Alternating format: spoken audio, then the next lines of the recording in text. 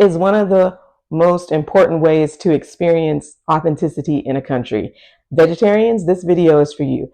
In today's video, I'm going to give you 3 tips on how you can eat plant-based and find restaurants that accommodate your dietary restrictions. Tip number 1 is to stay in the capital or look for veggie-friendly restaurants that are going to be in the capital. Usually in the capital, they're going to have the largest amount of restaurants. For example, if you go to London, first of all, it's a large city. It has a large international population, so you're going to have many options to choose from. Indian, Thai. Me, I'm veggie, so I don't really do the fish and chips. I would just be doing the fries in London, but they have so many different options. And no, it's not just lettuce and bread. In Brazil, I did not go to the capital, but I was in Sao Paulo. And wow, I was really impressed with Brazil's vegan, mind you, selection. I had vegan barbecue. Like, there was so many Brazilian foods that I was able to try the vegetarian version of, which I think was amazing. India has been on my bucket list for years. It's my food that I think is the best in the world. Until I am able to travel there, I'm just going to search out Indian restaurants, get my aloo gobi, mango lassi, and have my samosas in peace. And I've been able to find those in most destinations where I travel. So again, you want to try to stay in the capital of the country. If not a major large city, you should be good to go.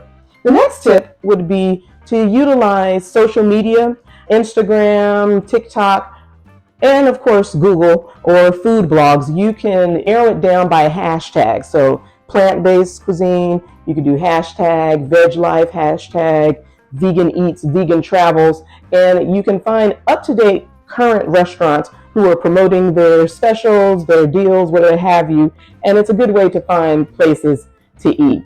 I like to use Happy Cow. It's an app that is built for vegans and vegetarians who are traveling around the world. You have the app and just put in your location. It's for 180 countries, and you can filter it by what you're looking for. Some places have stores, where you can buy vegan products, and it could just be a straight restaurant that you're looking for too, or it could just be questions that you have in the community that you're traveling in. In Jamaica, I knew that I wanted to visit the capital because I knew Kingston was going to have the largest variety of restaurants, like the best, and it's why I went there.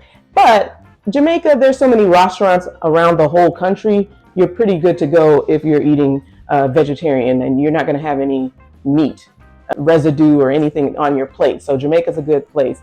And you can narrow it down by Happy Cow. I didn't use Happy Cow in Jamaica because I already knew that it's going to be veggie friendly because I was specifically looking for the restaurants. I even went to some of the shops there that are connected with the restaurant. So it's just, everything's like real veggie friendly. So that's a good one too. So utilize your social media. With Happy Cow, sometimes the restaurants might be out of date. So you might want to backtrack and check on Google to be sure that it's still open. That's the tip that I would give you if you're going to use Happy Cow while traveling. And the last tip is to use Google Translate and help you learn local phrases in the language of the country that you'll be traveling, because not only will they appreciate you communicating with them in their language, we are not obligated to be speaking English or that they would speak it back to us. We're in their country, right? So we have to adapt those languages. Now, with Mandarin, Cantonese, for example, you're going to have to master those tones. If you don't have those tones, it's going to completely ruin the message that you're trying to get across. But when I was in China, I specifically would say, I want vegetarian food. And then I actually told them like what I wanted them to make, from the rice, the vegetables, how I want it cooked. Like, I was very specific, because if you're not and you're just vague, like give me vegetarian meal, they'll be like, okay, bet. And then give you a plate that has fish, because they're not really connecting, oh, she is not a fishitarian either. Like, she wants strictly no meat, no fish. So you have to be very specific. Also, in China and other parts of the world too, if you look up the Buddhist community, you're going to find restaurants there that are veggie friendly. I went to a lot of the Buddhist restaurants all around China, and it was strictly veg. I was able to, even find buffets have a heaping plate of food that is healthy.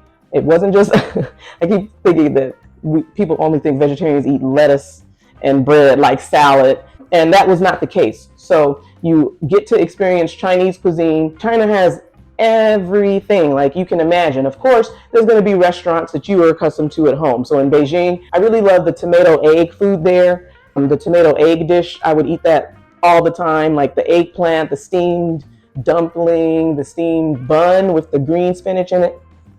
I love those. If I got tired of the Chinese food and I wanted something different, I go to Cheesecake Factory. Yes, they have Cheesecake Factory in Beijing. They have many restaurants, Fridays, Olive Garden, Chili's, like it's all there. It's there in Mexico. It's there in the Middle East. If you are worried about finding options, first I'm going to say you want to get the cultural experience and eat the country's native food and see if there's a vegetarian version of it. But if not, you can always go to the Western restaurants. They're going to have options for you. If you are a vegetarian traveler, you're not sure of where to go to the major cities, even the capitals, and you can use Happy Cow to help you find out the places. And if you're still not sure, go to Instagram or TikTok and filter out your hashtags with vegan travel or vegan foodies to see options for you to try out.